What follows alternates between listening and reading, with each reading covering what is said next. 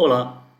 Neste vídeo vamos realizar uma análise de resíduos no R para verificar se as suposições do modelo de ANOVA com medidas repetidas são satisfeitas. Como no vídeo anterior, vamos usar o modelo gerado pela análise de variância para este conjunto de dados, hart.rate, do pacote ISWR. Lembramos que este arquivo contém dados de 9 pacientes com insuficiência cardíaca antes e 30, 60 e 120 minutos após a administração do enalaprilato.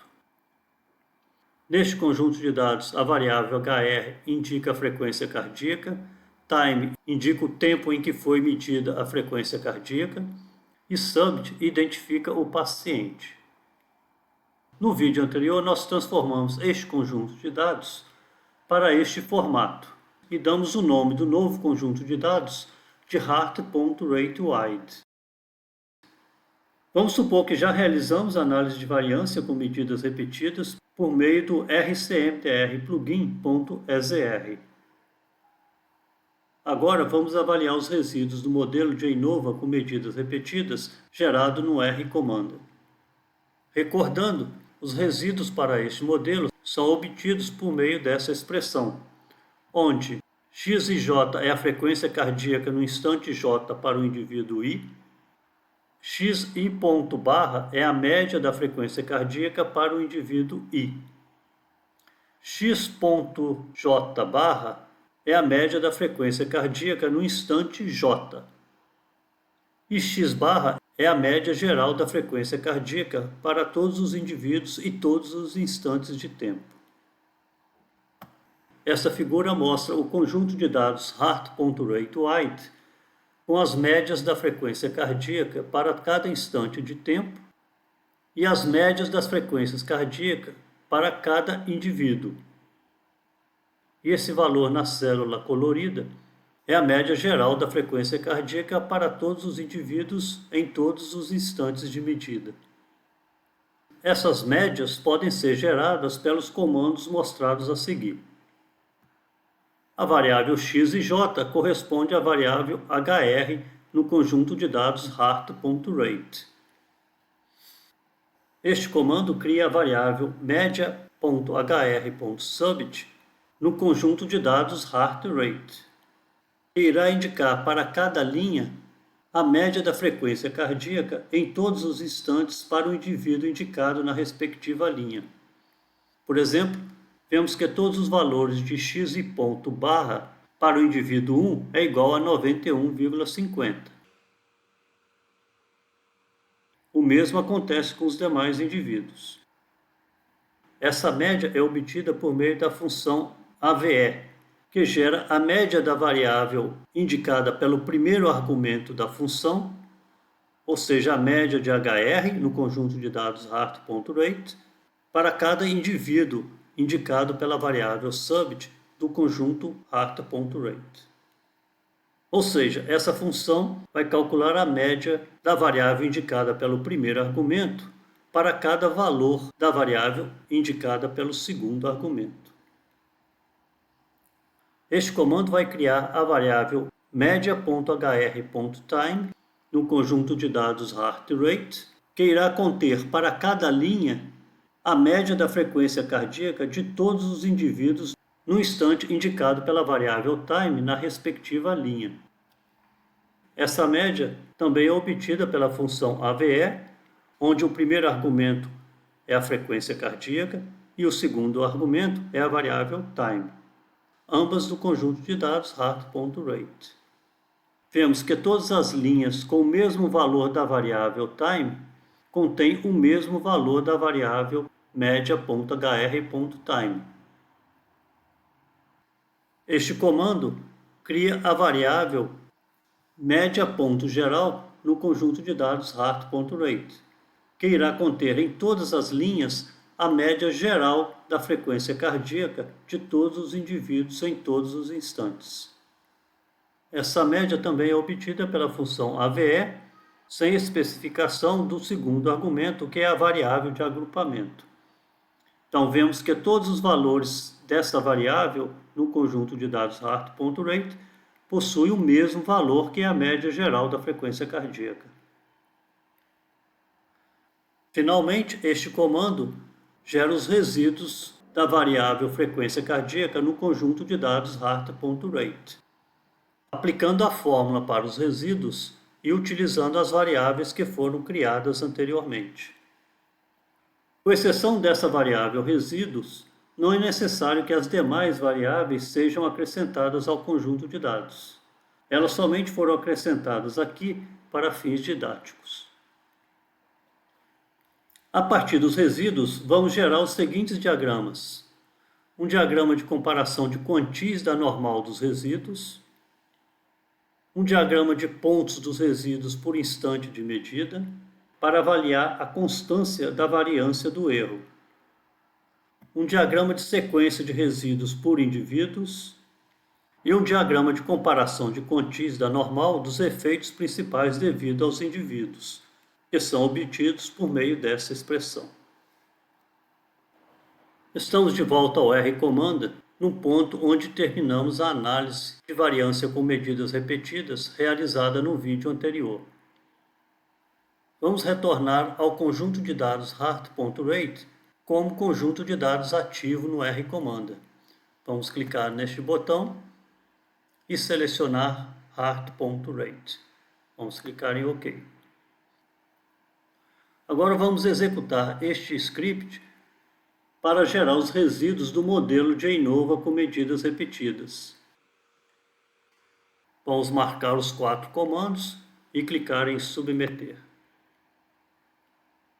Uma vez obtidos os resíduos, vamos renovar o conjunto de dados heart.rate para que as novas variáveis apareçam nas telas de diálogo que vamos utilizar para gerar os gráficos indicados no slide anterior. Para renovar o conjunto de dados, vamos em Original Menu, Dados, Conjunto de dados ativo, Renovar conjunto de dados ativo, Refresh. Agora, para gerar o gráfico de comparação de quantis dos resíduos, acessamos a opção Original Menu, Gráficos, Gráfico de comparação de quantis. Vamos selecionar a variável resíduos e vamos clicar em OK. Aqui está o gráfico de comparação de quantis para os resíduos. Este gráfico não indica grandes desvios da normalidade.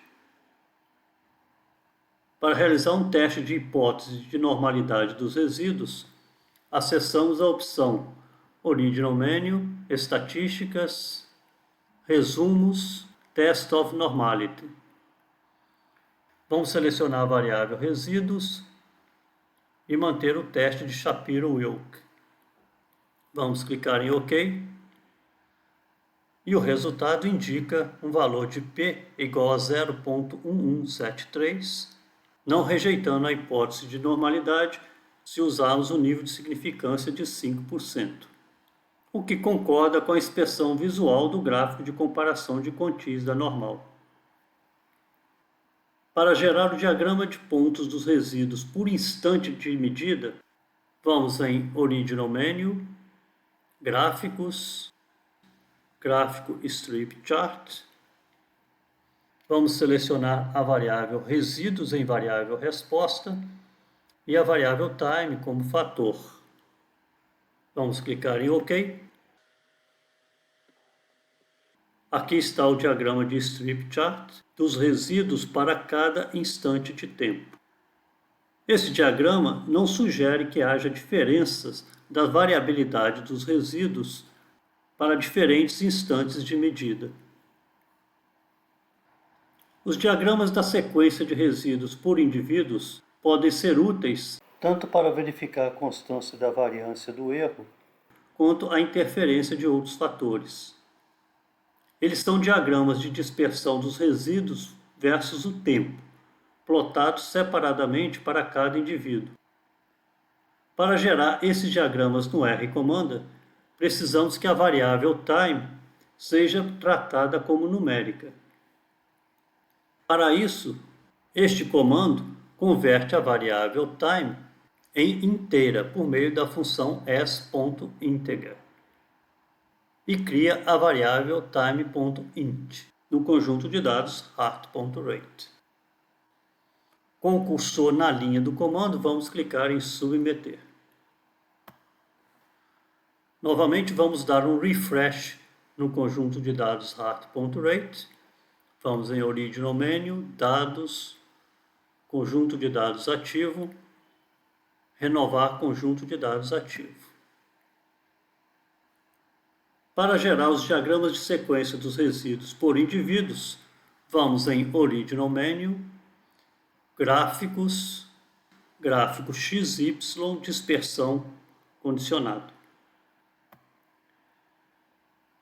Nessa tela, vamos selecionar a variável timeInt como variável explicativa, a variável resíduos como variável resposta e a variável subject em condições. Vamos clicar em OK. Este é o comando que foi executado. E aqui está o gráfico de dispersão da variável resíduos por tempo para os 9 indivíduos do conjunto de dados. Os diagramas gerados não sugerem um padrão na distribuição dos resíduos em relação ao tempo. Mas é preciso destacar que a amostra é pequena e há apenas 4 pontos para cada indivíduo. Um diagrama de comparação de quantias dos efeitos principais devido às unidades de observação é utilizado para avaliar se os efeitos principais ρI do modelo estão normalmente distribuídos. Para construir esse diagrama, precisamos obter os desvios das médias de cada indivíduo em relação à média geral. Esses desvios podem ser obtidos por meio deste comando. A função rowMeans calcula a média de cada linha do conjunto de dados heart.ratewide, ou seja, a média da frequência cardíaca para cada indivíduo. Em seguida, essas médias são subtraídas da média geral de frequência cardíaca para todos os indivíduos em todos os instantes de tempo. E gera essa variável res.medias.subject. Este outro comando vai gerar, então, o gráfico de comparação de quantias da normal para essa variável, res.medias.subject. Vamos marcar estes dois comandos e vamos clicar em submeter. Aqui está o gráfico de comparação de quantias para a média dos indivíduos menos a média geral e podemos verificar que não há desvio da normalidade. Este comando vai realizar o teste de Shapiro-Wilk para a variável res.medias.subject. Vamos clicar em submeter.